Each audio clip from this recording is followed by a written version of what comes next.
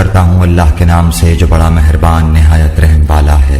ام المومنین حضرت عائشہ رضی اللہ تعالی عنہا فرماتی ہیں کہ رسول اللہ صلی اللہ علیہ وسلم جوتا پہننے، کنگھی کرنے، وضو کرنے اور اپنے ہر کام میں داہنی طرف سے کام کی ابتدا کرنے کو پسند فرمایا کرتے تھے۔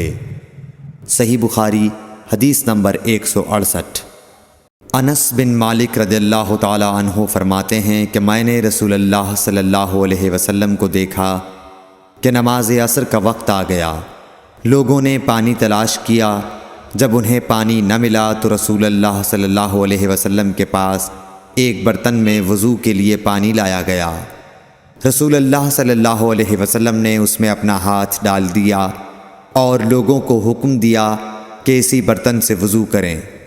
حضرت انس رضی اللہ تعالی عنہ کہتے ہیں کہ میں نے دیکھا کہ آپ کی انگلیوں کے نیچے سے پانی چشمے کی طرح ابل رہا تھا، یہاں تک کہ قافلے کے آخری آدمی نے بھی وضو کر لیا۔